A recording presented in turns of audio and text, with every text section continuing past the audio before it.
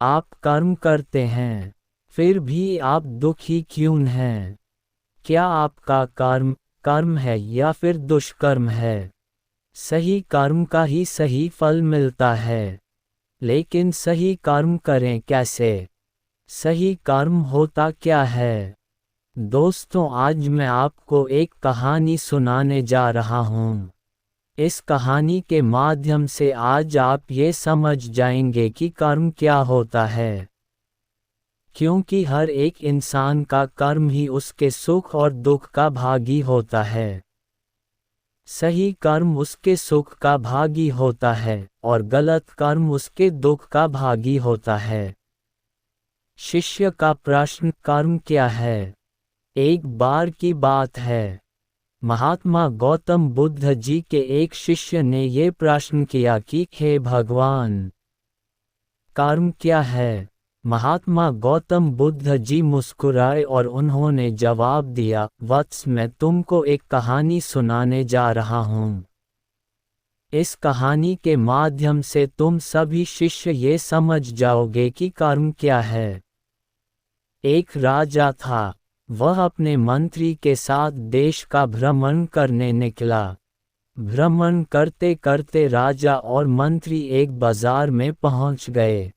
उस बाजार में राजा का ध्यान एक दुकानदार के ऊपर गया।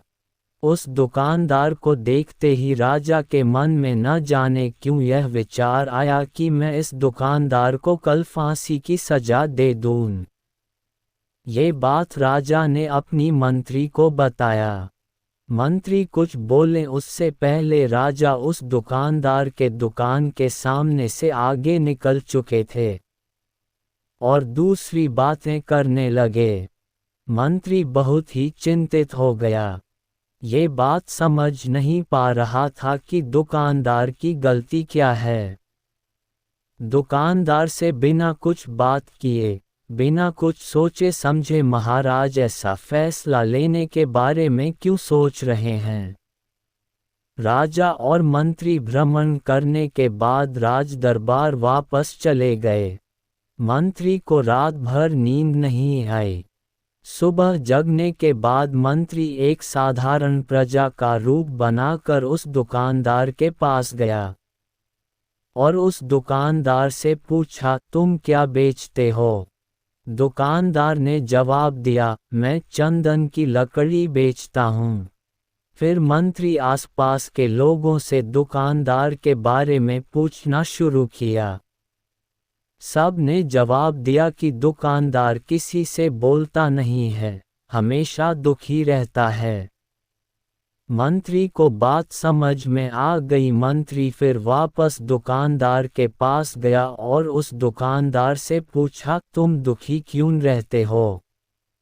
दुकानदार ने बताया, मैं दुखी इसलिए रहता हूँ क्योंकि मेरे दुकान पर लोग आते हैं, चंदन की लकड़ियाँ सूंघते हैं और बोलते हैं बहुत ही सुंदर है, बहुत ही अच्छी महक है, लेकिन कोई खरीदा नहीं है, इसलिए मैं बहुत दुखी रहता हूँ।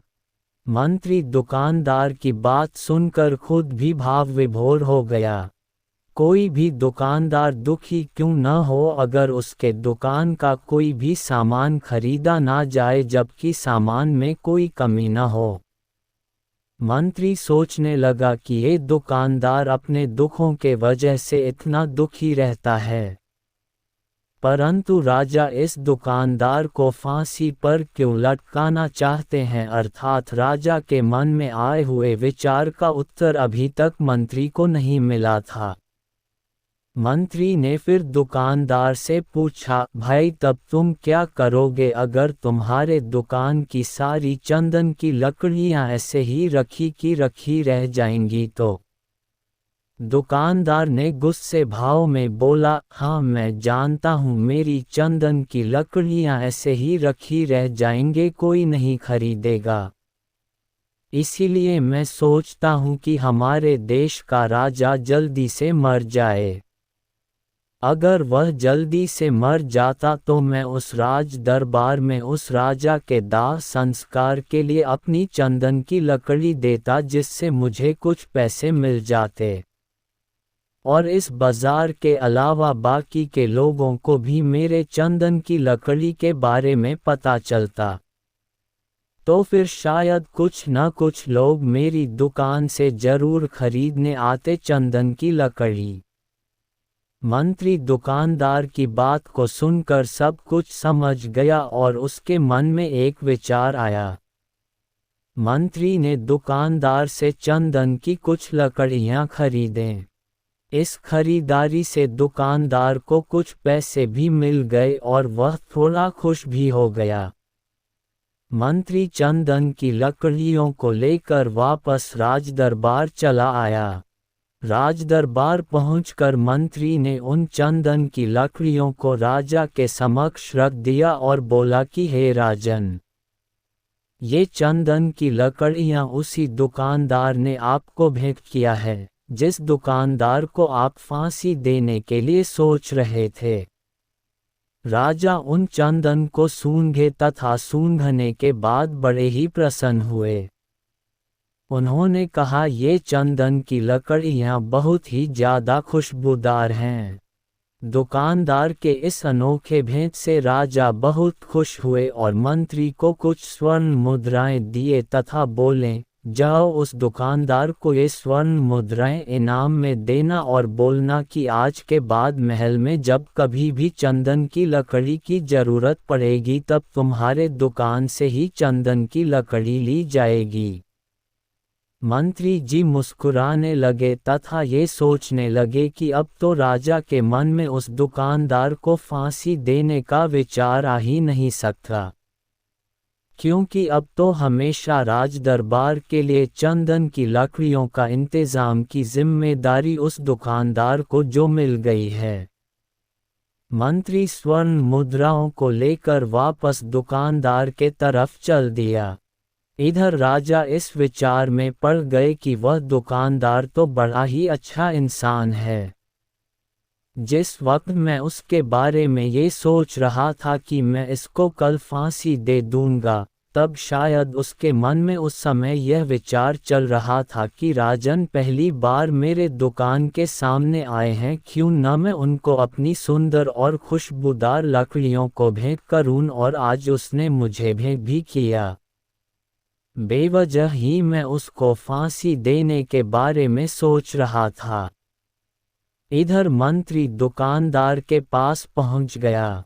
मंत्री ने राजा के द्वारा दी गई स्वर्ण मुद्राओं को दुकानदार को देते हुए कहा कि जिन चंदन की लकड़ी को कल मैं खरीद कर लेकर गया था, उन चंदन की लकड़ियों को राजा ने बहुत पसंद किया और इनाम के तौर पर तुमको ये कुछ स्वर्ण मुद्राएं दिए हैं। दुकानदार बहुत ही खुश होने लगा। साथ ही साथ मंत्री ने उस दुकानदार को ये भी बताया कि अब आज के बाद राज दरबार में जब कभी भी चंदन की लकड़ियों की जरूरत पड़ेगी तो सारी चंदन की लकड़ियां तुम्हारी दुकान से ली जाएगी। दुकानदार मंत्री की बात सुनकर बहुत ही खुश हो गया। मंत्री ने दुकानदार से पूछा, क्यों भाई, तुम तो राजा के बारे में इतना बुरा भला सोचते थे, लेकिन राजा देखो तुम्हारी कितना चिंता करते हैं। राजा कितने अच्छे हैं। राजा अपनी प्रजा के बारे में कभी भी गलत नहीं सोचते हैं। दुकानदार मंत्री की बात से सहमत हो गया और बहुत दुखी हुआ। दुकानदार मंत्री से बोला, मैं कितना गलत सोचता था राजा के बारे में। राजा तो बड़े ही अच्छे हैं, बड़े ही भले राजा हैं। भगवान करे कि राजा की बहुत ही लंबी आयु हो। ये बात सुनकर मंत्री भी बहुत खुश हुआ। फिर मंत्री वहां से वापस राजदरबार को चला गया और यहीं पर महात्मा गौतम बुद्ध जी ने इस कहानी को समाप्त कर दिए। फिर अपने शिष्यों से उन्होंने पूछा कि अब बताओ कि कर्म क्या है। किसी शिष्य ने कहा कर्म बोले हुए शब्द है। किसी शिष्य ने कहा कर्म वाणी है। तो किसी ने कहा कर्म सोच है। तो किसी ने कहा कर्म भावना है, वगैरह वगैरह। अपने सारे शिष्यों का जवाब सुनने के बाद महात्मा गौतम बुद्ध जी ने बताया कि कर्म हर एक इंसान की खुद के विचार होते हैं। हमारे विचार जैसे रहेंगे, हम वैसे ही कर्म करेंगे और उन्हीं विचारों के द्वारा की हुई कर्म हमारे सुख और दुख के लिए उत्तरदायी होंगे। अर्थात हमारे विचार अगर गलत है तो हमारे द्वारा की हुई कर्म भी गलत होगी तथा इसका परिणाम भी गलत निकलेगा, परिणाम स्वरूप हम दुखी रहेंगे। अगर हमारे विचार सही रहेंगे तो हम सही कर्म करेंगे, सही कर्म करेंगे तो फिर सही फल मिलेगा जिससे हम सुखी रहेंगे। कर्म क्या है कहानी से हमें आज क्या ज्ञान मिला? इस कहानी से हमने ये सीखा कि अगर हमारे विचार सही रहेंगे, निष्पाप रहेंगे तो उन्हीं निष्पाप और सही सोच की वजह से ली गई हर फैसला सही होगा। जब सही फैसला लेंगे तब वह हमारे द्वारा की हुई सही कर्म होगी, जब सही कर्म होगी तो सही परिणाम मिलेगा, जिसके वजह से हम सुखी रहेंगे, हम खुश रहेंगे। तथा इसी जगह पर अगर हमारे विचार गलत रहेंगे, तो हमारे द्वारा ली गई फैसला भी गलत होगी और किया गया कर्म भी गलत होगा, जिसे दुष्कर्म कहा जाता है और उन्हीं दुष्कर्म के वजह से परिणाम भी गलत मिलेगा। जब दुष्परिणाम मिलेगा, तब हम दुखी रहेंगे, परेशान रहेंगे।